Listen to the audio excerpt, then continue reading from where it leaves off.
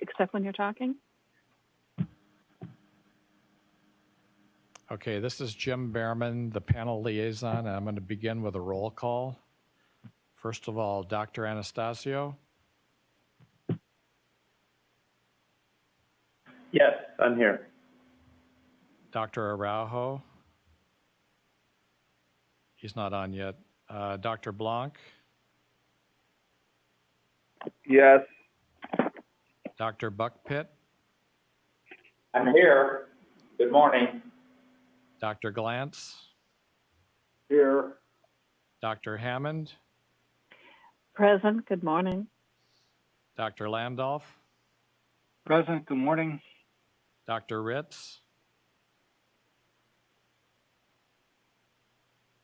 Dr. Ritz, are you still there? We'll check back with Dr. Ritz. Dr. Kleinman. I'm here. Okay, Mike, we have everybody except Dr. Araujo and Dr. Ritz. She was on earlier, and I presume she'll rejoin us. If you want to go ahead and begin. All right, I'd like to officially call this meeting to order. I want to welcome everybody to this meeting of the Scientific Review Panel on Toxic Air Contaminants. I know we have attendees in Sacramento, and I want to welcome them. And also we have people who are presumably watching the webcast. Because this meeting is also being held as a teleconference of the panel with members in various locations, there are some communication issues. And so just as a reminder, I'd like people on the phones to mute the phones when they are not speaking, and I think we'll be able to go ahead. So as an overview of the meeting, we have two agenda items for today. The first item is the panel summarizing its review of the final changes made to the Department of Pesticide Regulation's final toxic air contaminant evaluation of chlorpyrifos, which is dated July 2018, and followed by the panel discussing its draft findings on chlorpyrifos.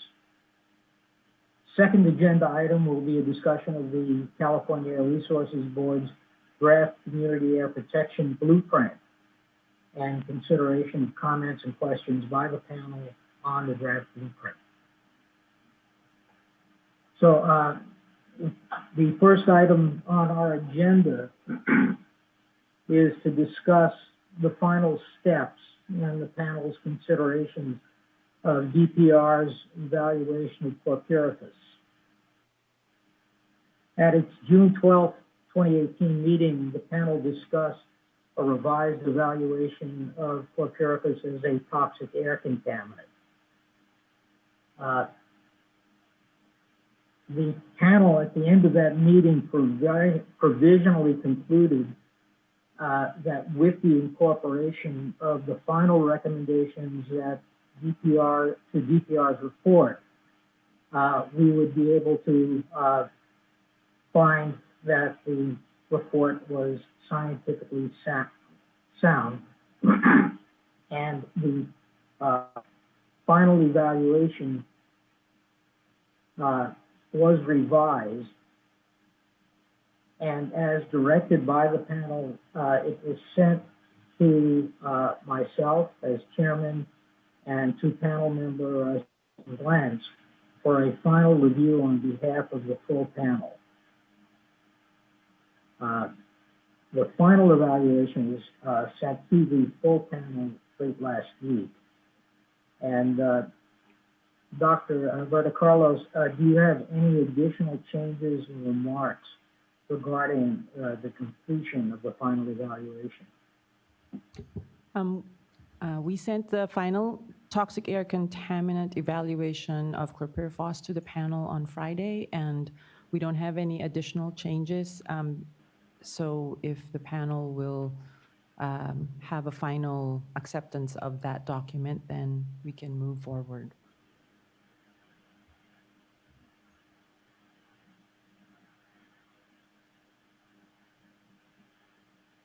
I think we can take the silence to mean nobody has anything more to add. This is Stan.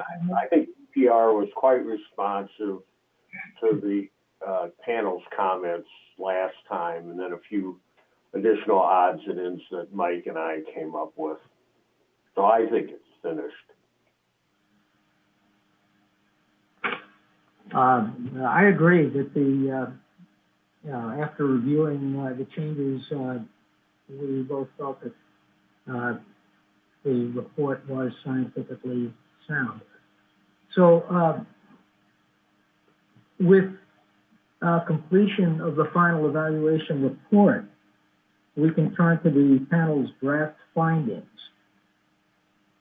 And there should be copies of the draft findings available in the hearing room in Sacramento, and there should also be a copy posted on the webpage,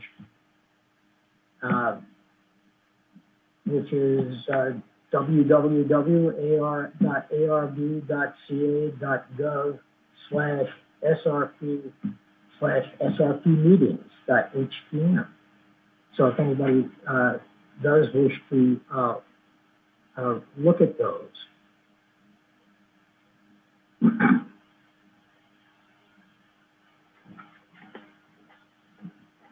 And they're also up on the screen now, too.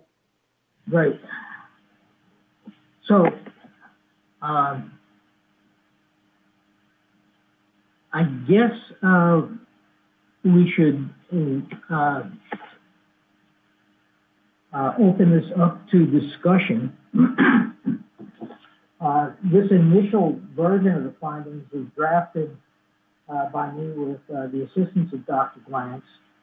It was sent to the full panel over the weekend for review and discussion at the meeting today.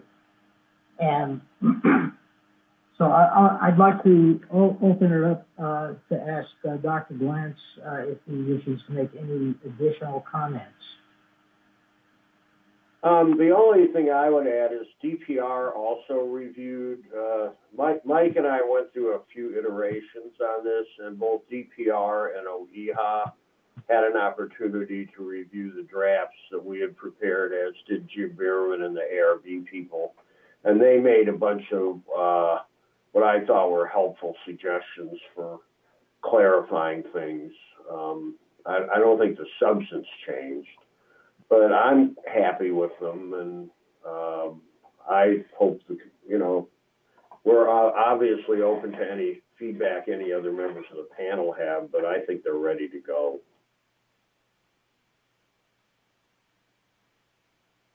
All right, then. I had a question, and it in the, let's see, what page am I on? On page 2, under point 9. I guess I had difficulty understanding the sentence, the last sentence. However, the same conclusion is reached when one evaluates ACHE inhibition with an appropriate safety factor to account for neurotoxicity effects that occur. Is there? I guess I don't understand how, if you're looking at ACHE inhibition, you use a safety factor for neurotoxicity. I think you have to use the neurotoxicity effect results. We did use or DPR used the neurotoxicity results as its primary endpoint, and that was the point of departure. What I guess the gist of that sentence was that if one takes into account that neurotoxicity occurs substantially below the level at which you get red blood cell cholinesterase inhibition,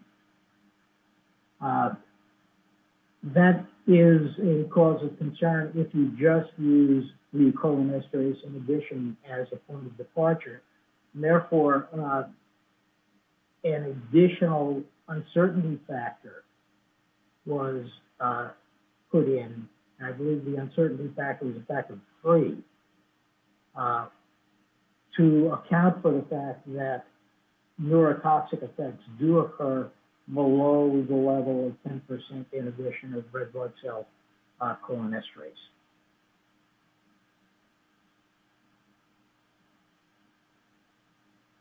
Which sentence, could you point me, I was fumbling around, could you point me to the sentence in question? Yes, yeah, it's on point 9 on the second page, the very last sentence. And what seems strange to me to say, if you evaluated it on the ACHE inhibition and use an appropriate safety factor for neurotoxicity, I mean, hypothetically, I understand it kind of works in this situation, but I don't think logically this works. If the neurotoxicity, if you had done experiments in animals and found the neurotoxicity happened at 1,000 times lower than the ACHE inhibition, then the developmental factor of 3 would not have brought us there. I would say it's kind of happenstance that happened. I just don't think that sentence is intrinsically logical. Well, this is Stan. If the panel wanted, I would be perfectly happy to drop that. I don't think we really need that sentence. Personally, I agree you don't need it, and I think it's confusing and could lead to some misinterpretations later. This is Court. I thought the uncertainty factor was a factor of 10, and I thought that was derived from actually animal data that showed you could have neurotoxicity effects at a concentration 10 times lower than you saw acetylcholinesterase inhibition. So I don't think it was happenstance. And also, as we mentioned at the meeting last time, it's encouraging that the reference concentration you get for delayed neurotoxicity is essentially the same that you would get from this idea of using the ACHE inhibition with this additional safety factor. So I think the fact that those two are pretty similar is actually important. And so personally, I'd like to keep the sentence in, but I think it could be cleaned up. This is Shelley Duteau. I just wanted to also clarify something, if I may, for the panel. I believe point number 9 in the findings. All right, so this is Stan. So what about to that point, what about changing that last sentence to say, it's always hard to do this on the phone, but say, however, and then add even if, and then delete the same conclusion is reached when. So the sentence would read, however, even if one evaluates ACHE inhibition with an appropriate safety factor account for neurotoxicity effects to the current levels substantially below the 10% ACHE inhibition used in previous assessments, chlorofyrose would still be identified as a toxic air contaminant. Or would be. I guess this is my concern is, I know that this works in the tables with the numbers we've got from these studies, but in a different pesticide that we're doing at another time, it might be that was not true. I don't think that intrinsically we could expect with a different chemical, it doesn't even have to be a pesticide, just a different chemical, that if you evaluated the ACHE inhibition and applied a safety factor to account for neurotoxicity effects, that safety factor with two different outcomes that are not dependent on each other, I don't think there's a safety factor between them that applies for all chemicals. And I think that's what's implied. This is Mary Lou. I kind of agree with the idea that since we've already put in the findings that developmental neurotoxicity is the appropriate endpoint for this insecticide, that it would not hurt to just eliminate that last sentence.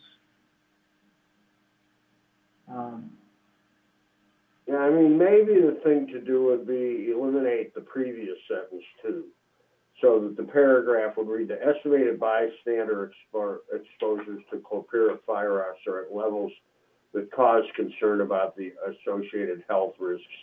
DPR regulations state if the air concentrations of a pesticide are not tenfold below the reference concentration that is considered a protective health, the pesticide meets the criteria to be listed as a toxic air contaminant, period.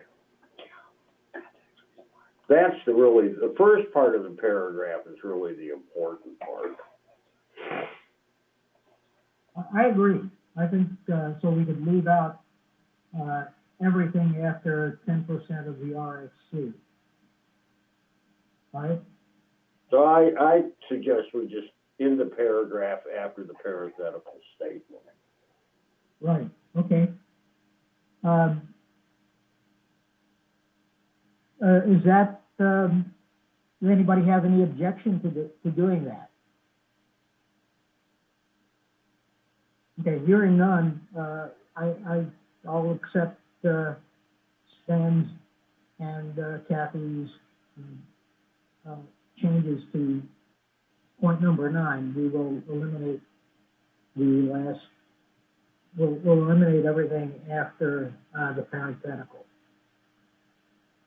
Were there comments on any of the other points?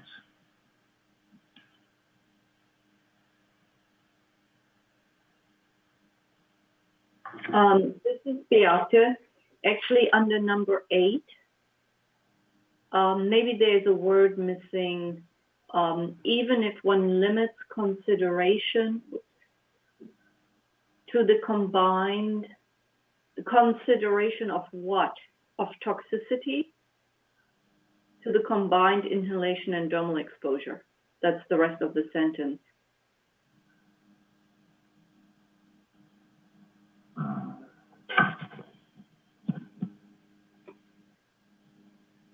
So I feel like after consideration, there's a word missing.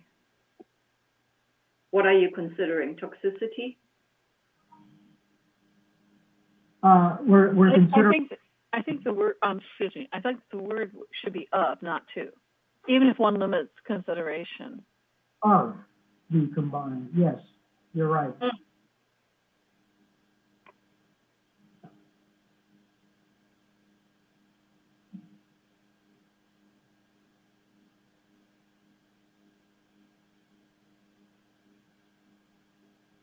I don't think of does it either. I mean, I don't see it lose. I think adding, I mean, I think the sentence is okay as it is, but if you want, you could add limits consideration of toxicity to the combined inhalation and dermal exposure, or to the effects of combined inhalation and dermal exposure. That would, I think that would be clearer. That's fine with me. Yeah, all of those are better than what we have, I think. I will make that change.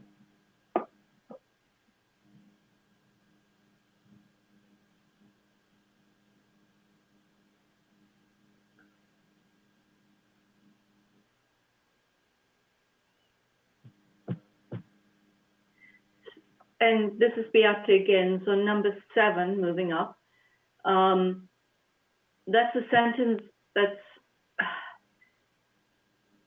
that's just there by itself right now, saying that acetylcholine esterase inhibition is what is critical for neurologic function.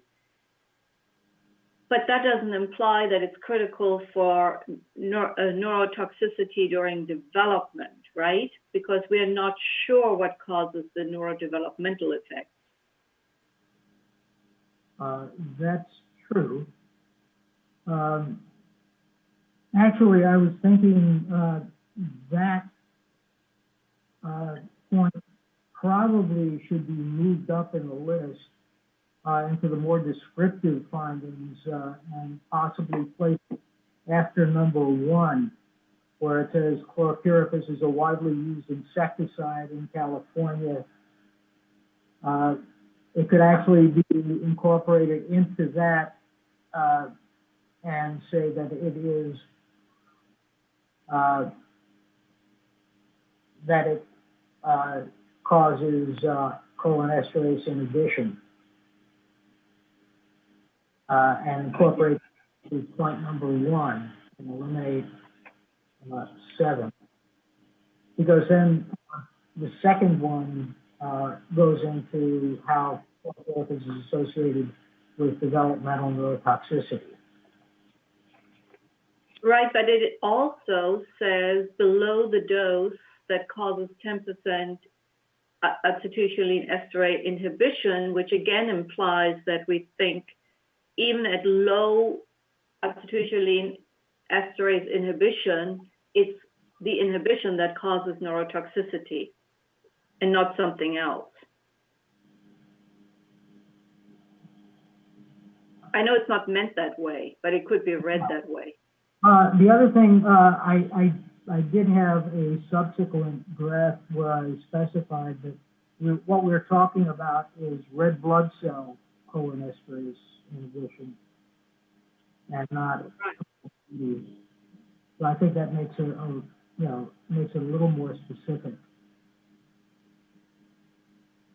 Right, that makes it more specific, but I think we still want to avoid saying that acetylcholine esterase inhibition is really what might be causing this neurodevelopmental delay or defect.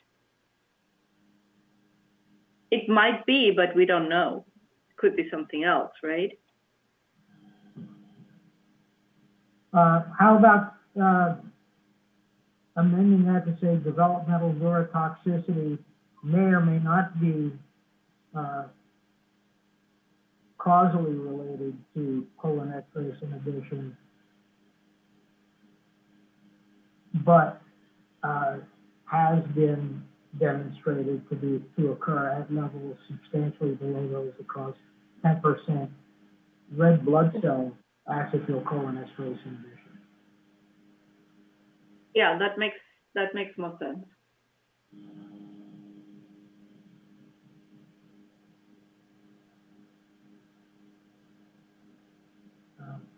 Great. Okay, I think that covers that case.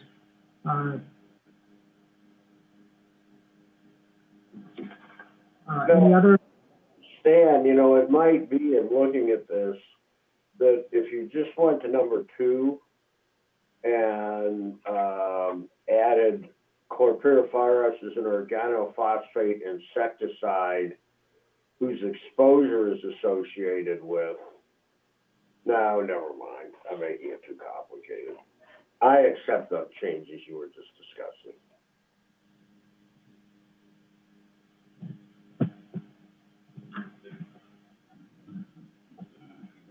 Yeah, Mike, this is Joe. I accept all the changes. I think they're great.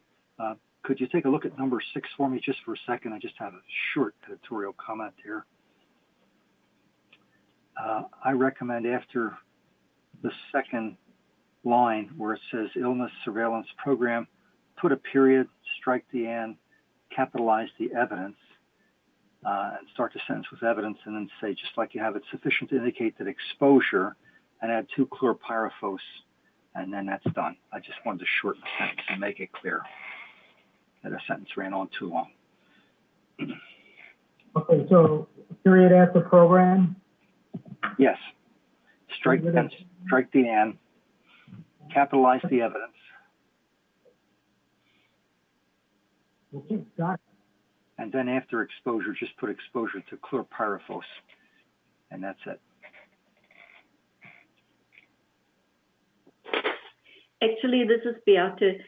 Do we have to say anything whether this exposure is environmental or occupational? So bystander.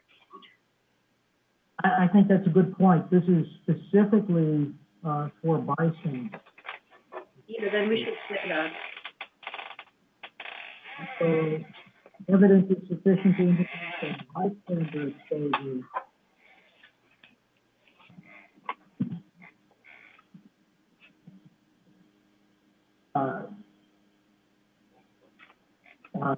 related to the use of application of chlorpyrifos.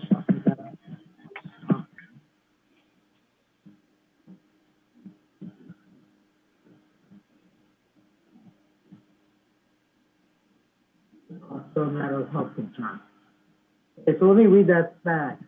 Illnesses that may have been caused by exposures to chlorpyrifos have been documented in DPR's pesticide illness surveillance program. Evidence is sufficient to indicate that bystander exposures related to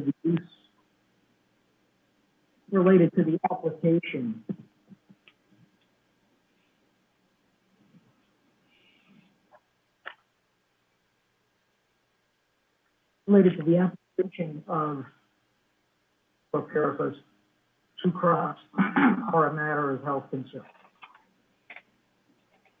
I guess it is a matter of health. Well, didn't you want to add two bystanders at the end of the sentence? I said indicate that bystander. I'll read that again. Evidence is sufficient to indicate that bystander exposures related to the application of chlorpyrifos to crops is a matter of health concern. That's fine. Sounds good. Yeah, it's fine.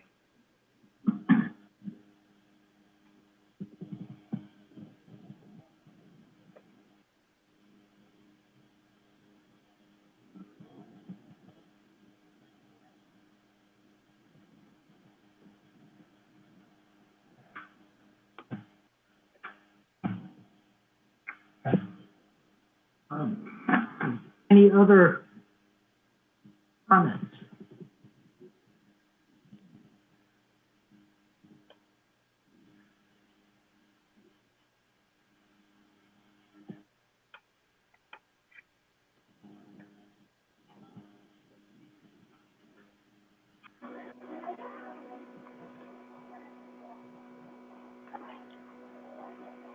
Point number 4, Mike, bold point number 4, could you just substitute chlorpyrifos in for its? Just one word change. Chlorpyrifos apostrophe, etc. So airborne release may occur through. No, the old point number 4. Okay. And it's physical. Yeah, instead of its, just put chlorpyrifos apostrophe after it. Chlorpyrifos physical and chemical properties.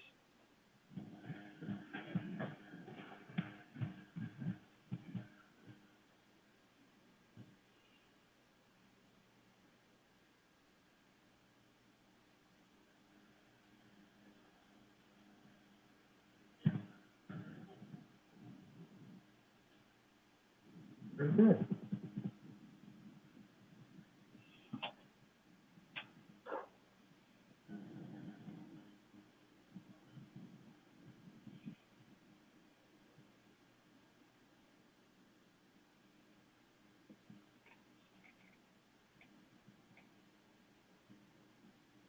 Any other comments on the other points? Paul Blanc, I have no other comments. This is Court. I think you did a good job, Mike and Stan. Thank you. But hearing no other comments, I'm going to ask for a motion to accept the findings, and I'll draft a cover letter to transmit these findings to the director of DPR. So if I could have a motion to approve the findings. This is Court. I move to approve the findings.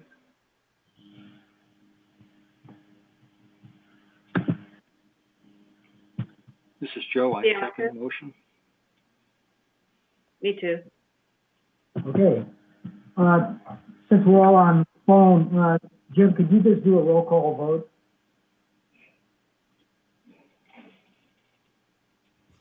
Sure. Actually, I guess let me ask you, can I have, all who approve, please say so. Stan approved. Beate. Joe Kathy approved. approves. Okay.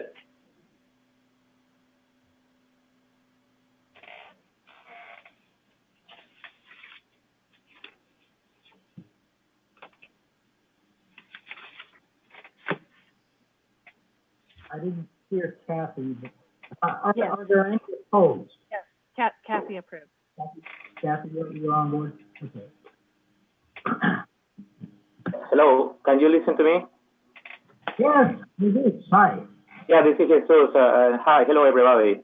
I cannot vote on this just because I was not listening to, I was unable to join the presentation until just like about 5 minutes ago. I've been having problems here in setting up the telephone connection. So we were actually unable to do it, but I was able to establish it with the computer. So I can hear now and I can see something on the screen, but I could not participate in the previous, during the presentation. Well, this is Stan. I think it would be great if we could unanimously approve them. Maybe Jim or somebody can email you the final version with all the little editorial changes, and then we can hold the vote for, well, it may be the final vote until after you've had a chance to look at it, so we can say everybody approved.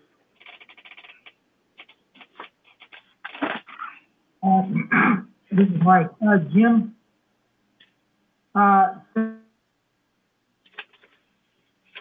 everybody who had a chance to review it, approved it.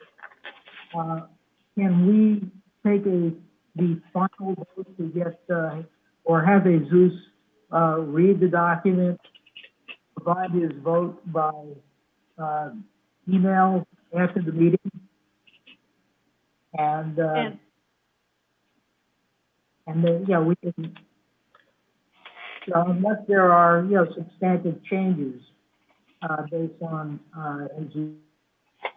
well, this is Stan, I'd rather get it done at the meeting. So, I think while we're going to be talking about the community air protection blueprint, and the changes weren't that extensive. So, Jim, could you just send a copy, and then we can come back after the other discussion and close the issue. I don't really think it makes sense to after the meeting. We can get in trouble. We can get in trouble with the Open Meetings Act and stuff. Trying to do that. I would just say, Jesus, that we just discussed the findings and made tweaks on it, but made no substantial changes on it. We weren't going over the whole report, and I think hopefully you can get a copy of the changes to see those. But there ended up not being very much discussion, just people pointing out particular areas they felt needed clarification.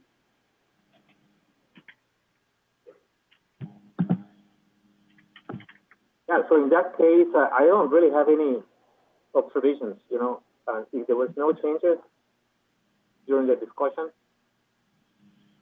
I wouldn't be opposed to moving forward.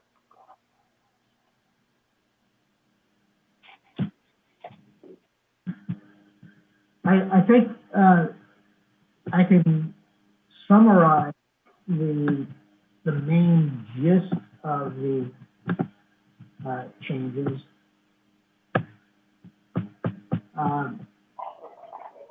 We agreed was to modify point number 1 where it says chlorpyrifos is a widely used insecticide in California, and add in what was formerly point number 7, that chlorpyrifos is an organophosphate insecticide that inhibits the enzyme acetylcholinesterase, which is critical for neurological.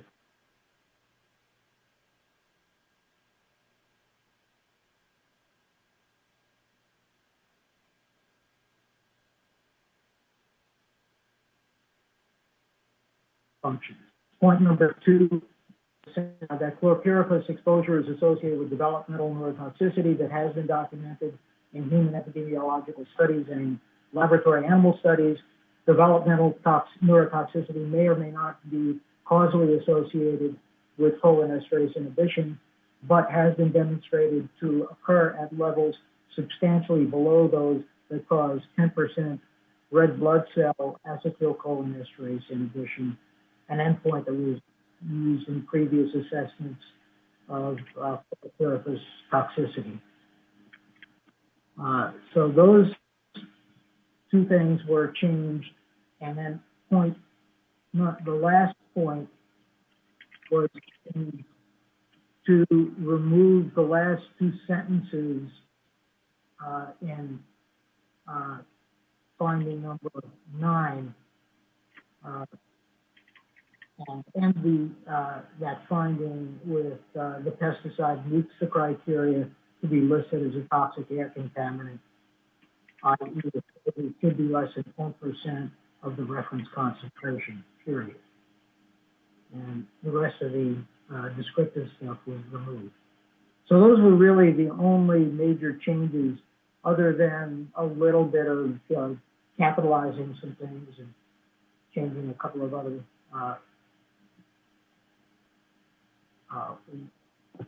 wordsmithing, but no substantive things. So those are the changes, Jesus. Did you see anything that you thought you would like to comment on?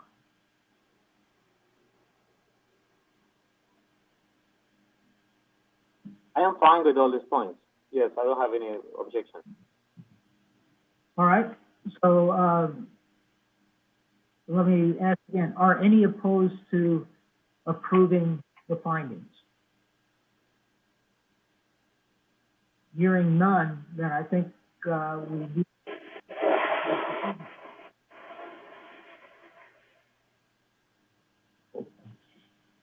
Excellent, thank you. And I will, as I said, write a cover letter to the DPR director and transmit our findings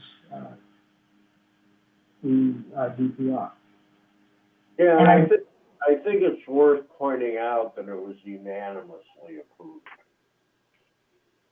Just to get that in the record. I will put that in the cover letter and add it to, well, I don't know, the actual findings, do we, yeah, I guess I could put in a final statement at the end that these findings were unanimously approved by the panel. All right, any other discussion on chlorpyrifos? And if not, I want to again commend the scientific staff at DPR for a tremendous effort at pulling together a huge database and doing a great job of synthesizing the scientific information into a very important report. So on behalf of, I'd like to thank for a tremendous job, well done. All right, the next item on our agenda is a panel discussion and comments on draft community air protection blueprint, which is related to Assembly Bill 617. At our last, the Chief of the Office of Community Air Protection briefed us on the progress in implementing AB 617. And at the time of the June meeting, CARB had just released its draft community air protection blueprint, describing in more detail how they propose to implement the program. The blueprint's been out for public comment during June and July. And today, as a full panel, we have an opportunity to discuss and comment the draft blueprint as the staff are making their revisions to the blueprint and preparing to present this to the board in its September 2018 meeting. So today I've asked Ms. Maliano to make some brief opening remarks, and then we can open up the item for panel discussion. Ms. Maliano, thank you for joining us today, and I'll turn it over to you. Great, thank you. Can everyone hear me on the phone? Kathy can hear you. Yeah. Okay, great. Bill can hear you. I am also here with Vernon Hughes and Heather Arias, and so collectively the three of us are here to be able to answer any questions you have and facilitate the discussion. So thank you sort of for the introduction and overview. As you mentioned, we had given a more detailed presentation about the different aspects of AB 617 and the Community Air Protection Program. So I have just a few slides as a little bit of a refresher before we dive into the discussion itself.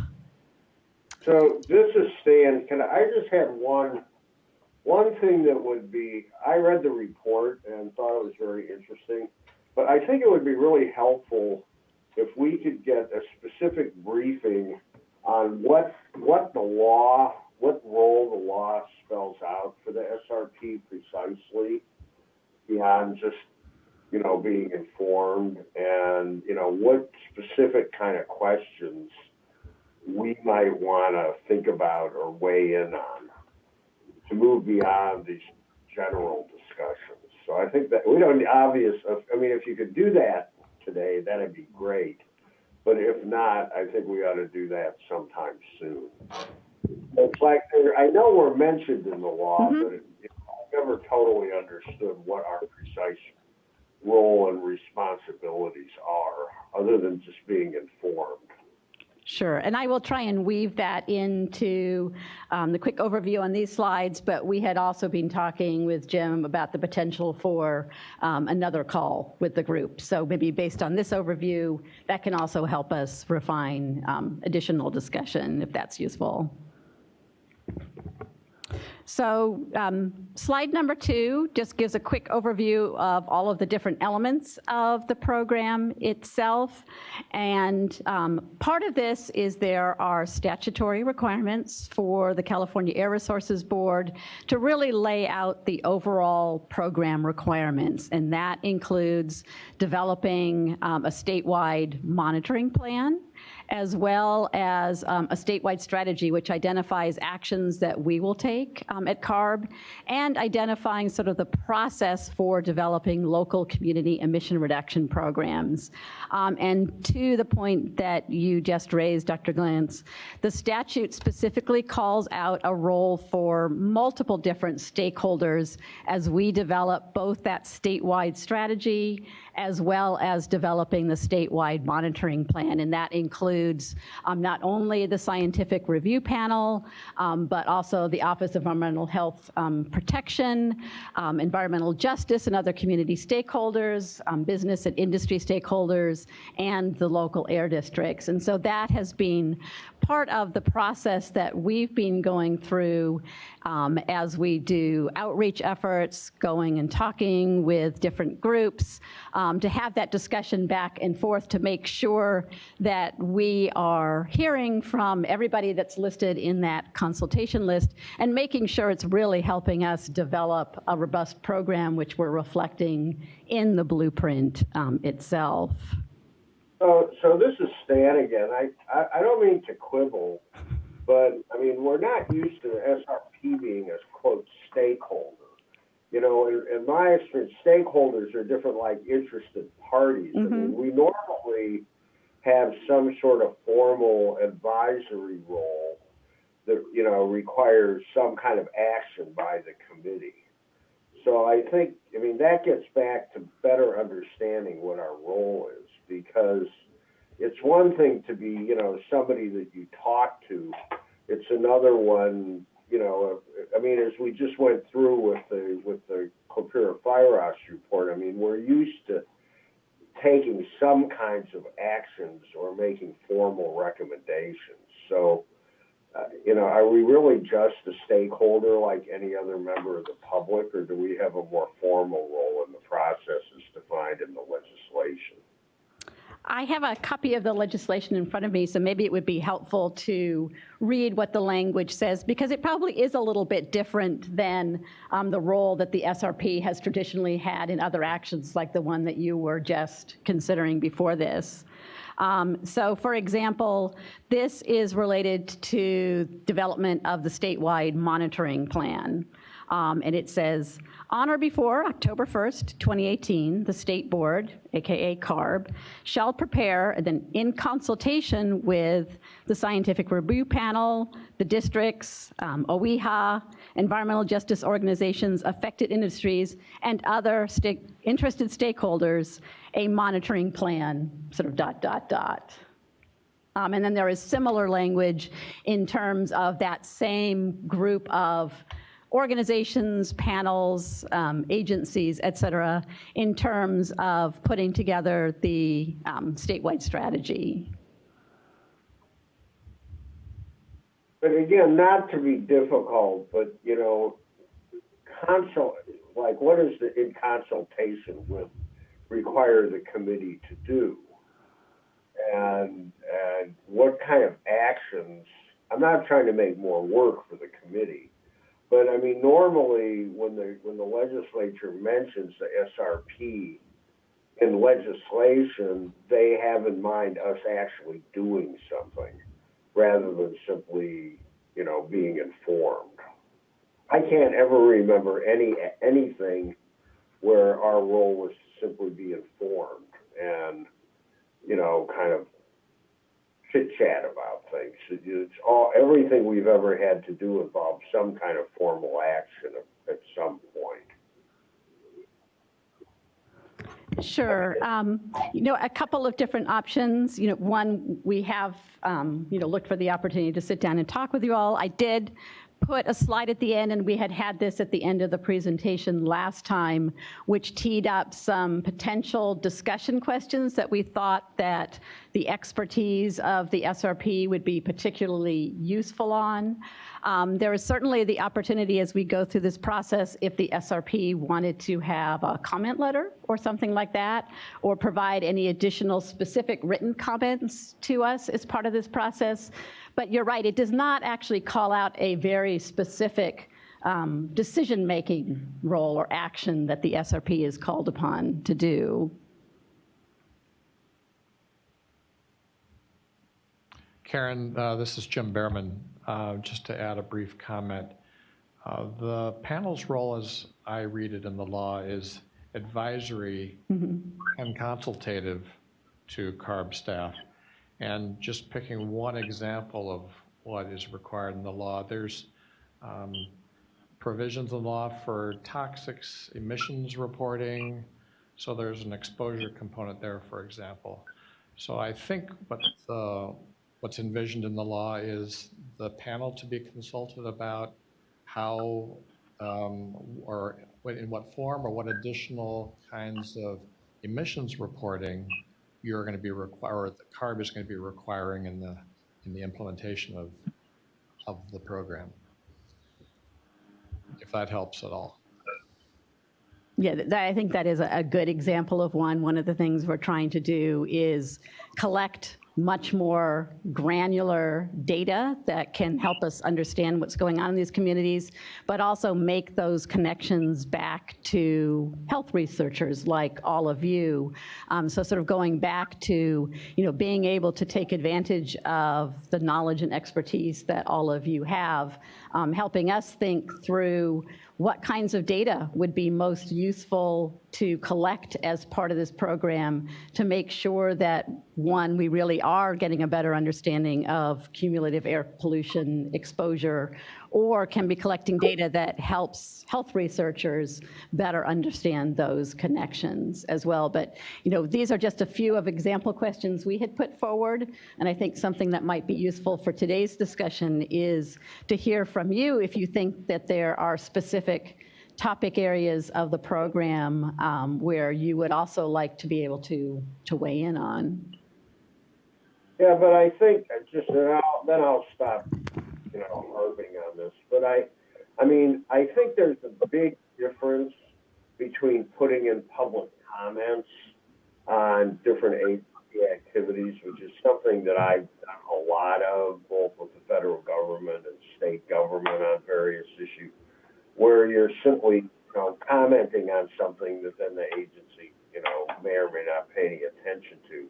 And this is a really, if that's all we're doing, it's a really different role in this committee than historically occurred. And I think it would be, even consultation usually is more formal in the committee takes, reviews a document and takes a formal position or makes a formal recommendation.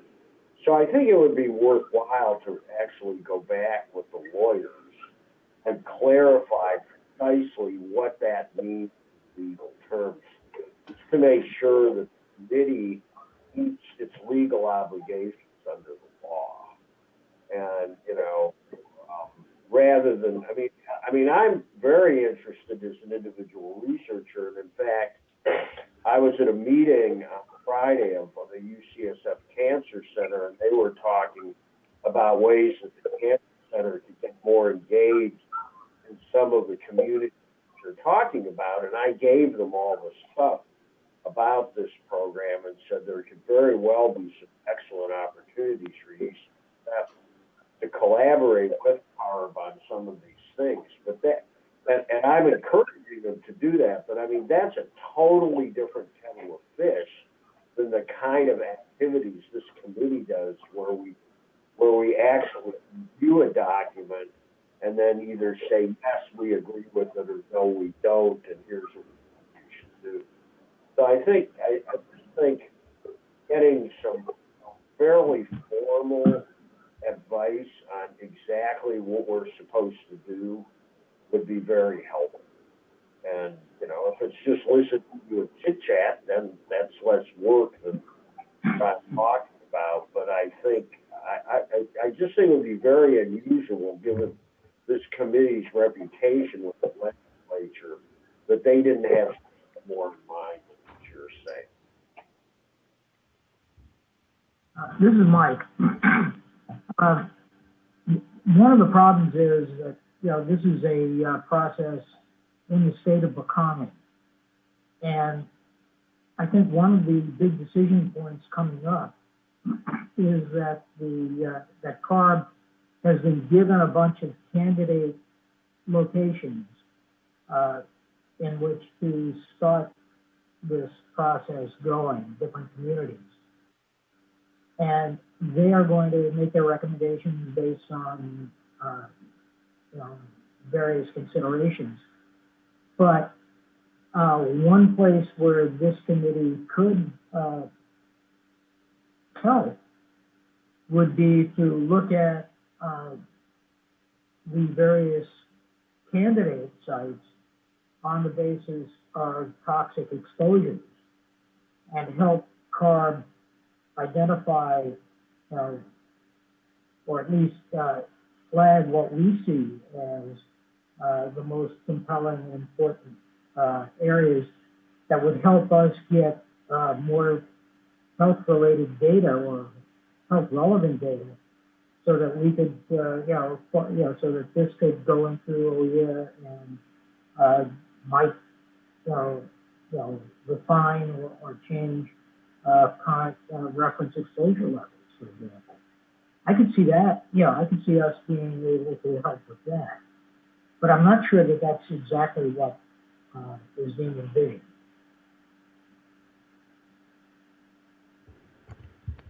This is Karen again. It is definitely, I think, as we've talked about, it is a little bit different situation than usually what the SRP is tasked with. But in this case, and we're happy to go back and provide some additional clarification to the group to the extent that that would be helpful. But I think the intent really is when you do look at the scope of all of the different groups that were listed in the legislation, because this is such a brand new program, wanting to make sure that we were tapping into the breadth of different groups that really can help guide the program, provide advice to us to make sure that, you know, we really are focusing in on what we need to, you know, and that is everything from emissions data to health data to things of that nature. So, you know, with that perspective, I think that's where we were sort of laying out some of the key topic areas and the questions here, is to really just have that discussion back and forth with this group, and making sure that we were sort of recognizing some of the input and expertise that you can provide to us.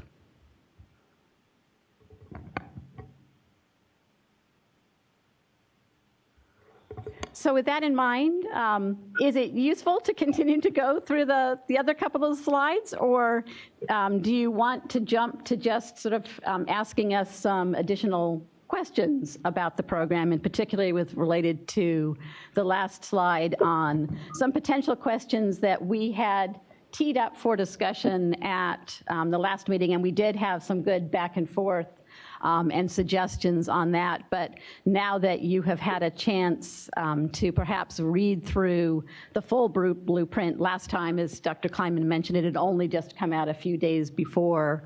If you have any additional questions for us or additional thoughts related particularly to toxic air contaminants that we really should be thinking about for inclusion in the program itself. But why don't we branch out from that? I didn't quite catch that. Could you repeat that, Dr. Kleinman? You said jump in? Yes. Okay. Yeah. I was saying, why don't we just go through the rest of your slides and then okay. Will do.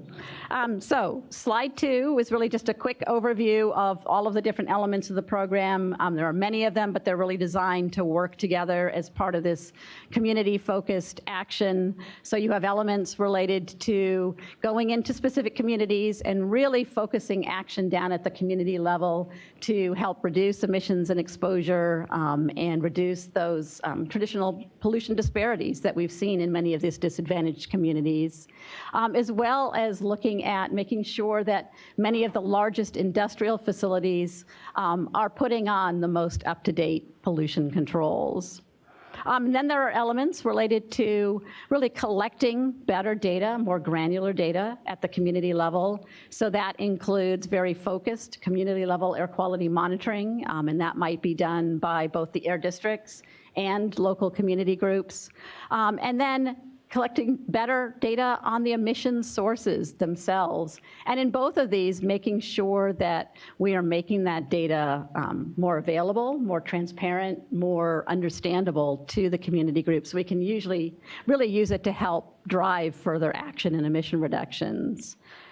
There are increased penalty provisions that came as part of the legislation. This is something that had not been increased for decades and was really important to make sure that the facilities are following through on the reductions they're supposed to achieve. And then the last piece of it is really a hallmark and a central focus of the program, and that is partnerships with the local community groups themselves, so that we're working together to be able to develop the appropriate solutions. And so as part of that, the legislature appropriated funding to provide grants to those local community groups to help build their capacity and their ability to be partners with us as part of that program. And so we're just in the process of going through awards for the first round of those grant solicitations, and there are about 28 different groups across the state. So as you heard, we released a draft of the blueprint for the program back in early June, and this is really laying out the broad requirements for the program itself. So as we've been talking about, it's putting forward guidance on how you do sort of effective and well thought out community level monitoring to make sure that the data is collected, can be used to support actions to reduce emissions and exposure in the communities. And then it's also laying out requirements for when we're developing a community emission reduction program, the process and the scope that local air districts go through working with partners with the communities on outlining what actions will be taken, from new regulations to enhanced enforcement, to incentive programs to help accelerate the penetration of cleaner technologies, and also new ways to engage with local land use and transportation agencies, because their decisions often have large impacts on those communities themselves. And then, as Dr. Kleinman was saying, the other piece of this is recommending to our board an initial set of communities that we would begin the program with, knowing that there are many, many highly polluted, deserving communities throughout the state, but with a program that is so new, we're looking at starting with a smaller subset of those communities, but ones that really represent some diversity of different kinds of pollution sources that can help drive strategies that benefit a broader list of communities, and help us learn throughout this process as well.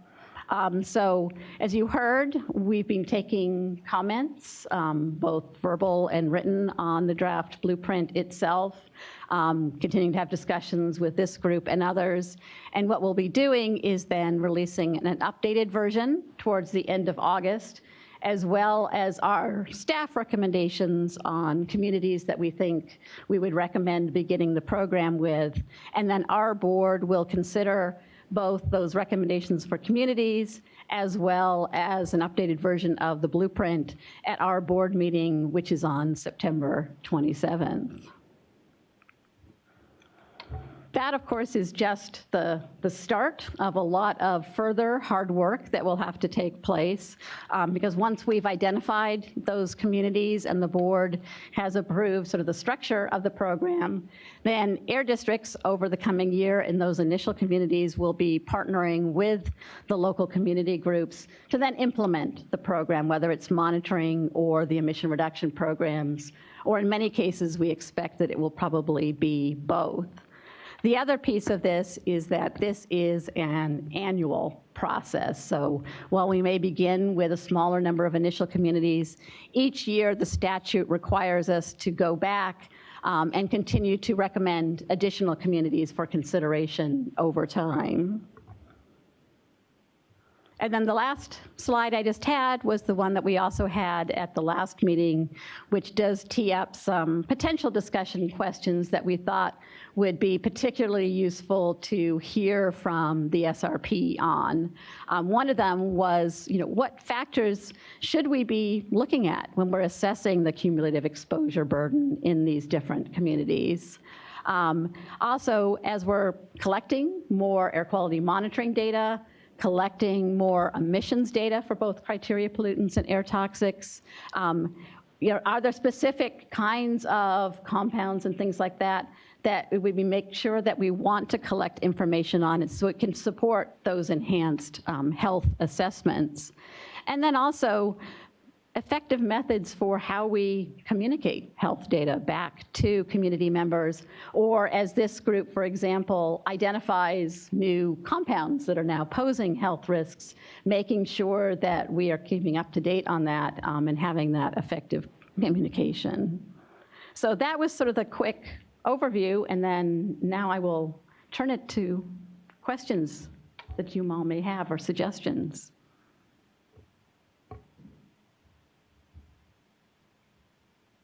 So this is Stan again.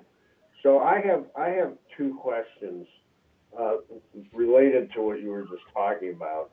One is this question of, what other chemicals should be listed as toxic air contaminants, which you mentioned. And I mean, how does that, we years ago went through a prioritization process, which had different standards than what you're talking about. And I mean, and the panel came up with a priority list that then the ARB and DPR have used to guide them. I mean, is one role that the panels play in this process be coming up with and approving a new prioritization list of potential tax that ARB needs to look at, you know, based on the standards that are embodied in this law, which are, as I said, different from the standards that we used way back because I was actually the lead person on that, way back a long time ago. I mean, so is that a way to take one of these questions and make it more concrete? I think that could certainly be one way, you know, as we go into these communities and collect more monitoring data than we have in the past, potentially, on different toxic air contaminants. As we're looking at the information on the tax that are coming from these different emission sources, I think that could be very useful to have that better information to then go back and look at those priority lists again. I think it's a good suggestion. Yeah, I mean, I think you could go back and look at the document, the prioritization documents we came up with. This was a long time ago, in light of what you just said. And I mean, because that list was officially adopted by the panel, that might be, you know, a more formal role that we could play as you collect the additional emissions data, which could very well change the prioritization list that we came up with. So, and then the other question that's related to that is and I'm not the emissions air quality monitoring person on the committee. There are other people who know a lot more than I do. But is that going to be standardized in any way across the different air districts that would, you know, facilitate the process you were just talking about? Yes, in a couple of different ways. So when we're looking at air quality monitoring data, one of the things that we have done is laid out sort of 14 different elements that, as air districts are developing their community monitoring sort of networks, that it is a very standardized process that they go through in terms of making sure that they are sort of using the right kind of monitoring tool for the objectives that they want to achieve, you know, making sure that it's gone through appropriate quality assurance, for example, though recognizing at the same time that in every community you may be looking at different kinds of monitoring depending on your objectives. The other piece of it is trying to collect more enhanced and standardized emissions data. Traditionally, in many sources, we've only gotten the data once every 3 or 4 years. And in many cases, air districts use different methodologies for calculating those emissions. And we're actually in the process right now of starting to put together a regulation that, as a first step, will move us to annual reporting of both criteria and toxic emissions from many of the largest sources in the state. But then the next step after that is starting to look at how we might be able to develop more standardized procedures for estimating emissions themselves too. Well, so, and then I'll try to be quiet, but those two questions that you just raised, those would be things that certainly, again, and this is not my particular area of expertise, but this is a thing where the panel has a lot of expertise and might be in a position to take some formal position on the, you know, the rules that you are developing. I mean, I'd really be interested in hearing what the panel members who actually do know about emissions reporting and air monitoring have to say about what the panel might productively do in this area.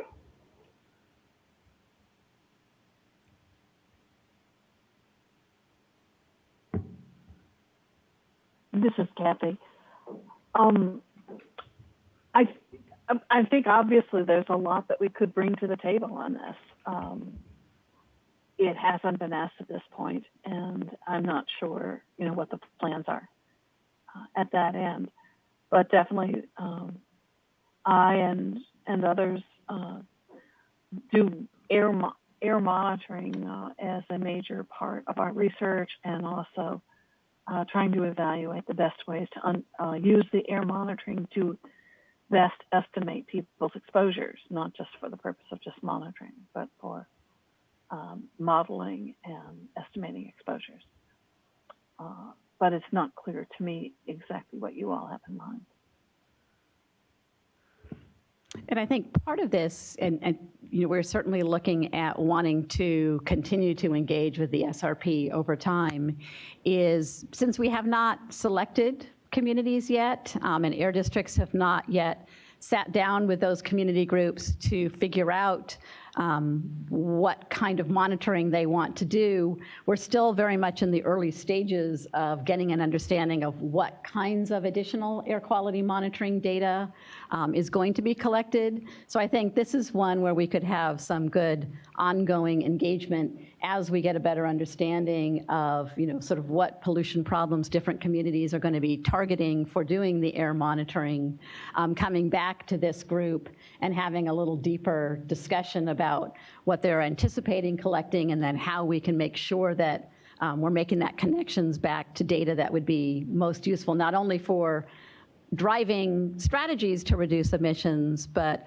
also, potentially in parallel, using it to help support a better understanding of health data and exposure at a community level. Oh, hi, Karen. This is Joe Landoff.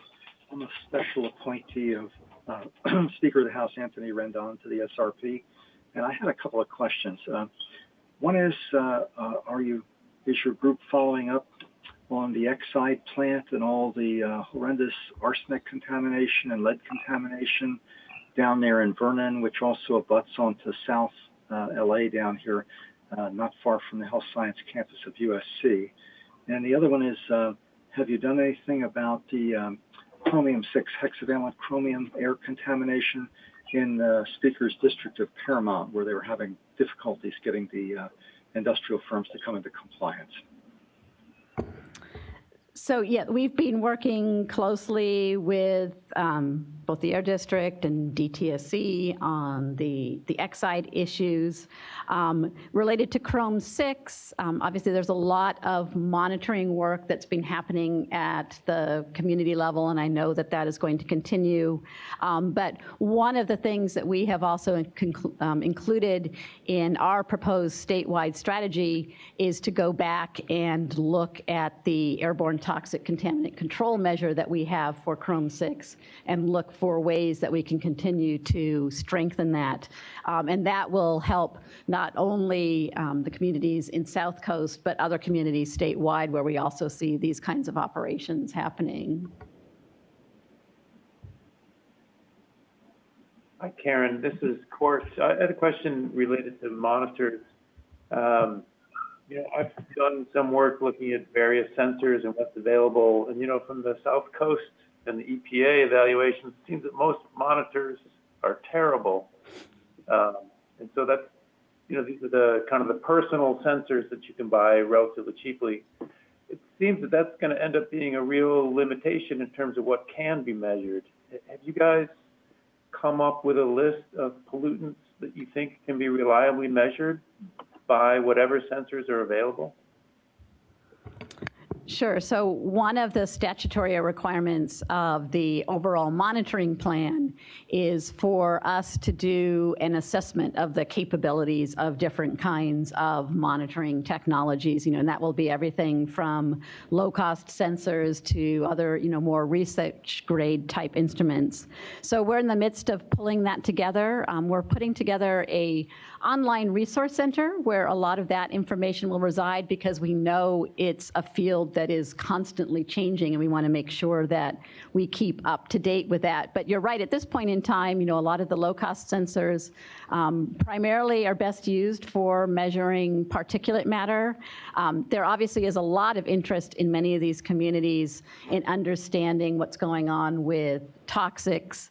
And so actually CARB has a contract to see if we can do some better work to be able to develop some more real-time measurements for toxics, air contaminants as well. But we're also hoping that sort of AB 617 provides a little extra catalyst to continue to promote and develop a lot of these more, I think, more rigorous, real-time, broader suite of measurements that we can really use to get that more granular data at the community level. That's a big challenge. Mm-hmm. We Well, also are. Go ahead. With the more granular approach, what can come out of it is sort of a qualitative overview of that, the concentrations, for example, of total hydrocarbons, which can be fairly well measured, at least at the qualitative sense. And once you start to see areas where there are peak levels, that's when, more rigorous real-time monitoring efforts can be brought to bear to actually get quantitative information. So I think it's going to be as it sounds, it's a developmental process. The first step is, try to identify, is there a problem area, and then try to localize a problem and do that and see whether that's consistent with emissions inventories and things like that. So there's a lot of iteration and reiteration that'll have to go on. What I see as important, having sat in on some of the community discussions, is they have a real concern about health. They realize, we've got emissions problems and exposure problems. What they really want to know is will their health get better? And that's not something that's going to be easily answered by traditional. So at least, in the short term, what's going to come out of this are data that can be applied to look at potential health risks. And I think as communities and as the state start to develop or take this information and actually talk about what is the potential for health risk, this is a place where our panel can really provide some input, because this is what we do. We evaluate risk assessment plans that UNS puts together and DPR puts together.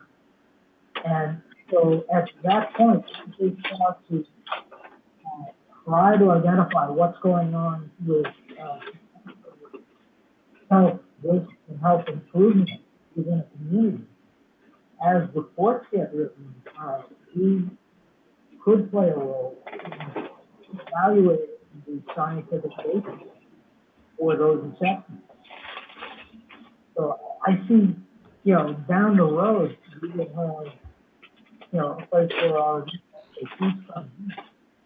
But we could certainly also, be on the front end of talking about how what are good ways to manage the data that's going to come out.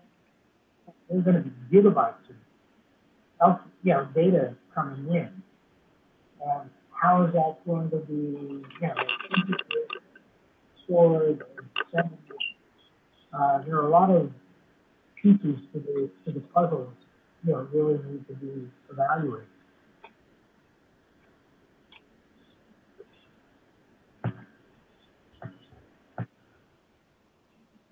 And one of the things that we have included is sort of a baseline requirement for each community as the air districts are developing the emission reduction programs is at least pull together sort of what baseline information is available for that community, recognizing that, we want to make sure the air districts continue focusing in on what they do best, which is developing strategies to reduce emissions.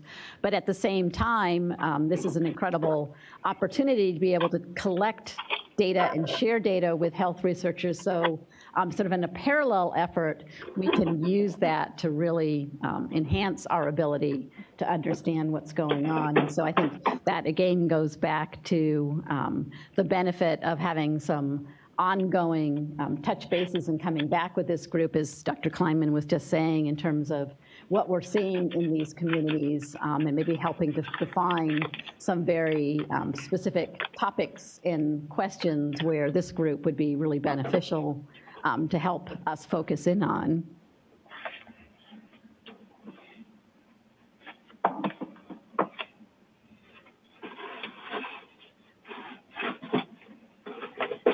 Sharon, this is Court again.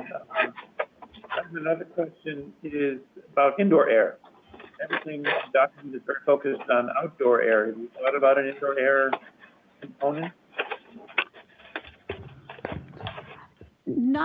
I think the primary focus to date, at least, has been on more of the outdoor air component. But one of the things that we have included as a potential strategy that air districts should consider is that, well, obviously we're trying to reduce pollution at the source to the extent possible. There may be some cases where mitigation kind of strategies in the short term at least are appropriate. And, one of that might be strategies to equip more homes with air filtration devices, for example. Yeah, I just wonder if there's a real potential to reduce people's exposures by reducing their personal generation of pollutants inside the home.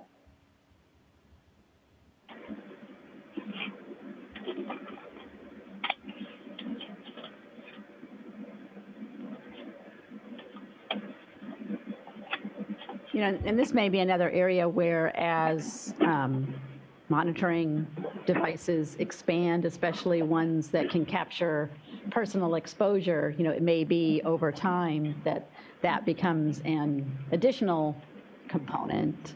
We just want to also make sure that we don't bite off more than we can chew at the beginning of the program, but recognizing that there's a lot of different opportunities here over time that we hope to capitalize on.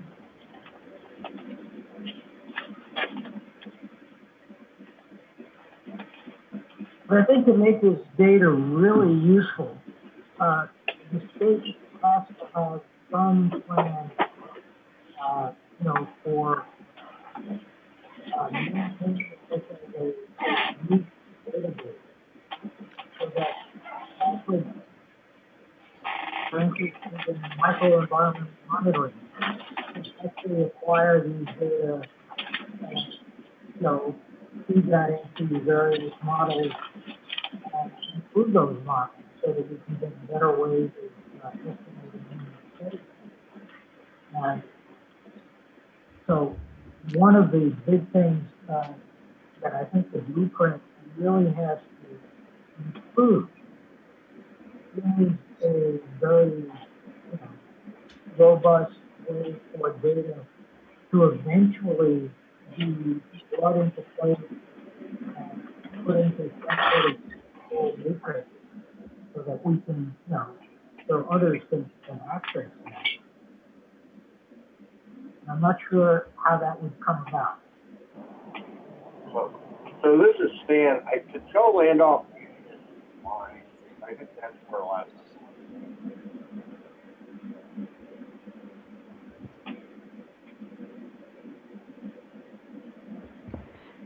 So it was a little bit hard to catch all that, but I think, Dr. Kleinman, you were mentioning just sort of maybe accessibility of the data and how we make sure that there is a database out there that researchers also can access. Was that it? Yeah, that was the gist of it. Okay. Yes, I mean, we fully expect that not only within individual communities will there be probably data portals, data display for this.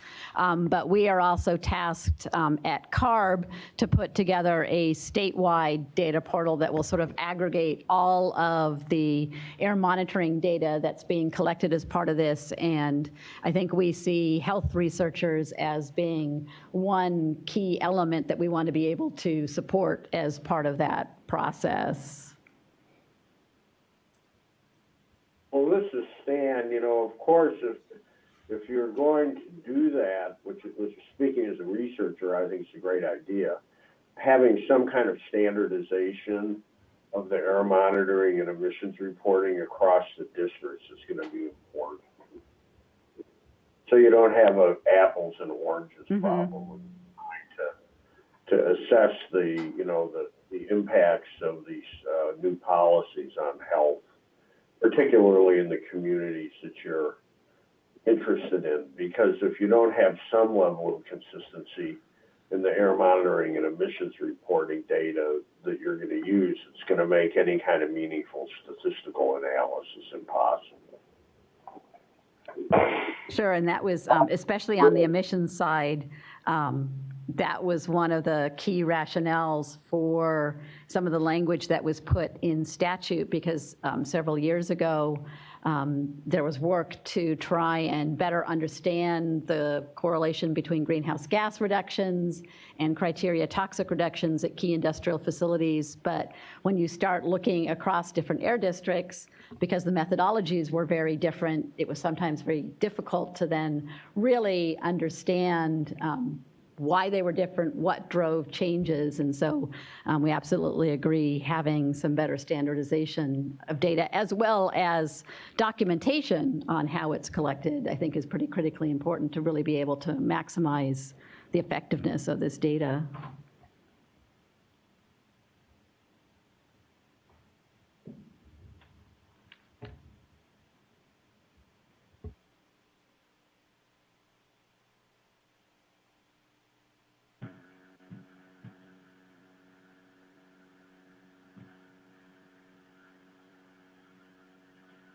One of the other, you know, your third bullet point on your discussion question, what are the most effective methods for communicating health risks to community members?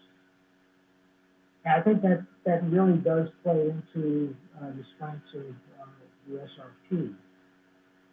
And, you know, I think as we get to the point of having estimates of potential health risk, I think the committee would be well placed to review those communications and the basis for those communications, to provide some feeling for how well is the science represented, and to what extent can we have confidence in those assessments.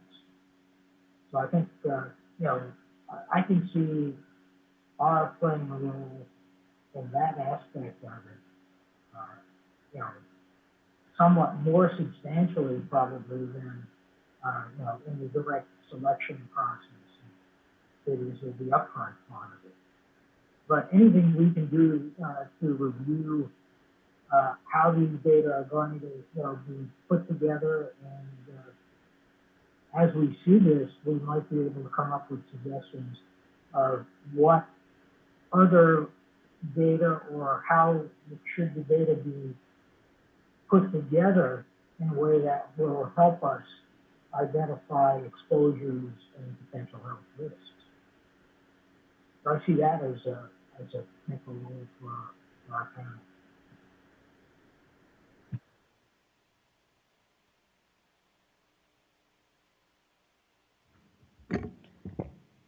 One suggestion I was going to make is, based on this discussion, perhaps Jim and I and Dr. Kleiman could talk and perhaps take these sort of higher level questions and define some, perhaps more, another layer of detail down with some additional level of specificity to help guide a future discussion with the SRP and see if you have additional suggestions as well, if that would be useful to the group.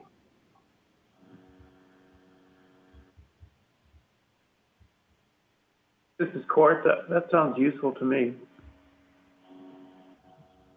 And also, Dr. English has, is working on the state database for health effects. And it might, I think it might be useful for the panel to get a better understanding of how that database is put together and how that can be integrated into the more granular, air quality data measurements that are going to come. So perhaps at a future meeting, we could have a presentation from Dr. English and possibly Dr. Bond on what they see in terms of the health-related side of this. I think that would be helpful. And right, as you know, we've had a number of discussions sort of along those lines at our consultation group. So I think there's a lot to draw on that could also be useful to have that similar discussion here.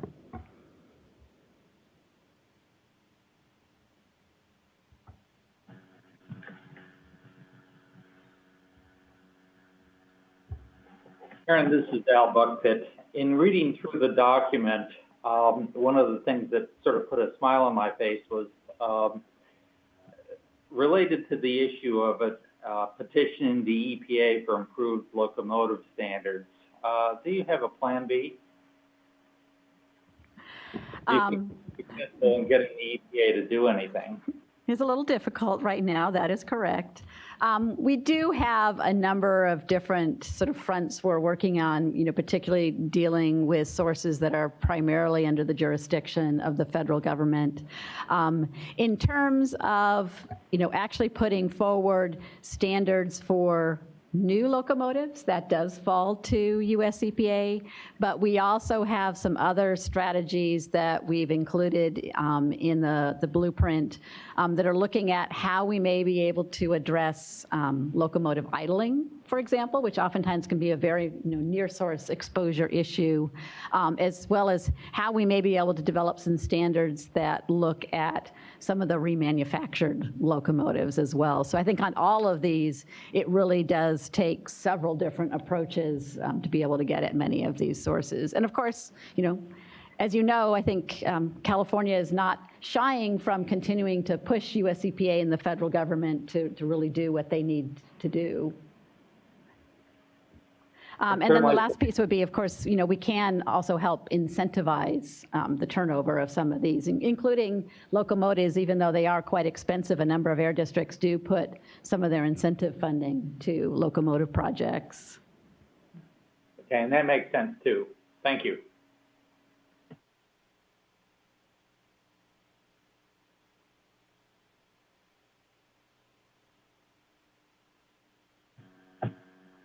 Any other comments or questions from the panel? Well, hearing none. Oh, just a quick one. Oh, Mike, just a quick one for Karen. Is it okay? Hello? Go ahead. Oh, Karen, you have a process laid out where you have communities make proposals and they apply for grants to help do remediation. Who are the members that you use to review those grants? So we had put out a solicitation, I think back in February or so, and received grants from over 60 different organizations. We pulled together a team of people, both internal and external to CARB, to review those different applications. And from that, they recommended a subset of those. I think, as I mentioned earlier, there are about 28 different groups that we are looking at to be able to provide grants to. And it is a wide range of different kinds of things they're doing, from fairly small scale ones to just get out and talk to community members, up to actually going out and developing their own community or monitoring networks. And does CARB itself review the grants, or for merit, who do you pick to review the grants? Yes, so it did include staff from CARB, and then we are actually the ones that administer the grant program and will enter into the grant agreements with those different groups. Thank you.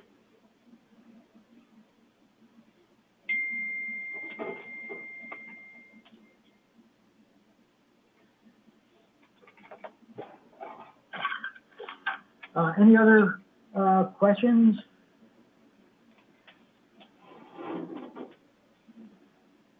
Then, hearing no further questions, I want to thank the panel and the participants for this meeting. And we at the moment do not have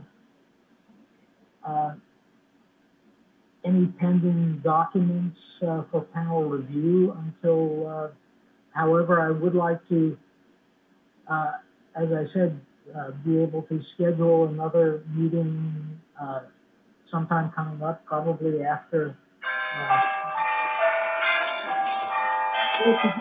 Get this email, please. Thanks. Well, I'd like to try to schedule another meeting eventually to hear from Dr. Bombs and Dr. English on the health side of AB 617. And until then, I hope everybody enjoys the remainder of the summer. And I'm going to ask for a motion to adjourn. Paul Blanc here. I move to adjourn. Court, I second. Hey, all in favor? Cam votes yes. Aye. Yes. Yes. Yes. Yes. Yes. Okay. I think that was unanimous. Anybody opposed?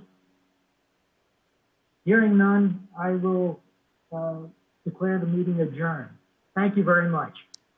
Thank you, everybody. Thank you, Karen. Thank you, Mike. Thank you. Okay.